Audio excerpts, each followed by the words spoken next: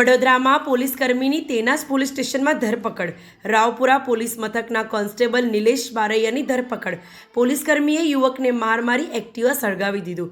નવલખી મેદાનમાં યુવતી સાથે બેઠેલા યુવકને માર માર્યો. પોલીસ કોન્સ્ટેબલ અને તેના ભાણિયા સહિત 3ની ધરપકડ.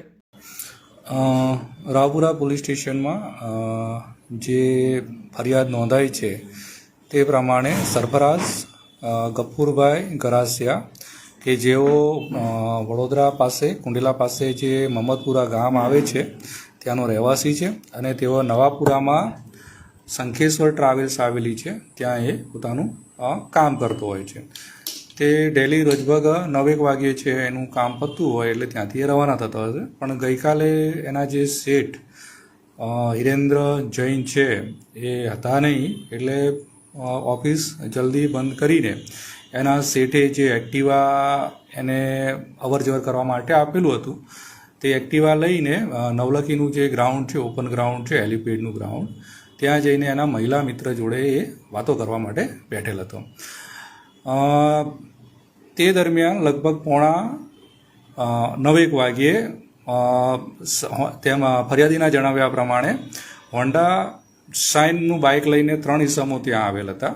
એક જ સવાર ગાડી પર હતા અને એમાં જે ચલાવનાર હતો એણે એનું આઈ કાર્ડ બતાવેલ કે હું પોલીસમાં છું એમ કરીને આઈ કાર્ડ અંદર રાખી દીધું.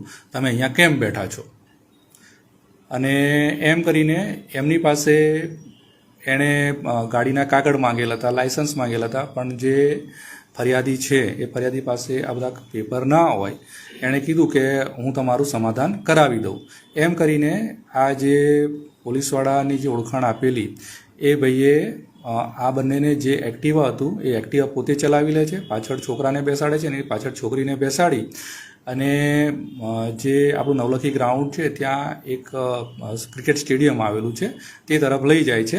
અને એની સાથે બીજા 2 ઈસમો હતા એમને કીધું કે તમે જતા રહો, હું તમને બોલાવું પછી આવજો.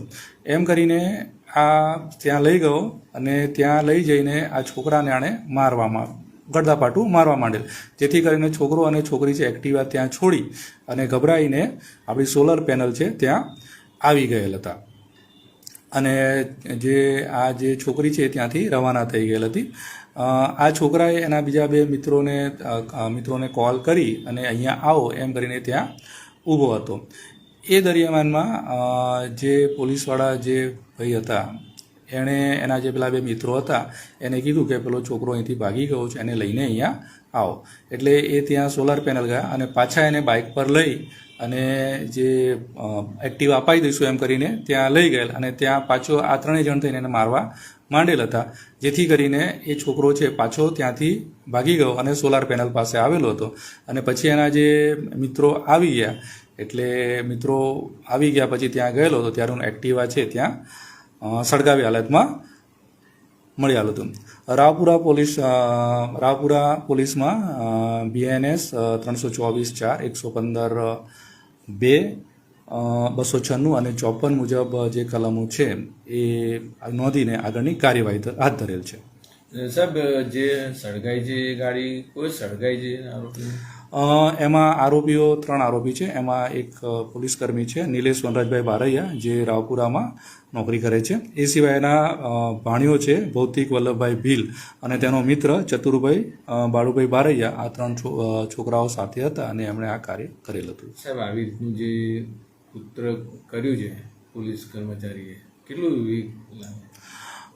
એઝ અ પોલીસ કર્મચારી આ ના શોભે એવું કાર્ય કરેલ છે કે પોતાનું જે ફરજ છે એ ફરજથી વિમુખ થઈને આણે કાર્ય કરેલ છે જેને કરવું જોઈએ નહીં. આ જે BNSની 324/4 115 2 296 54 જે મુજબની કલમો છે એ કલમો મુજબ કેસ રજીસ્ટર કરી અને આગળની કાર્યવાહી અમે હાથ ધરવામાં આવેલ છે.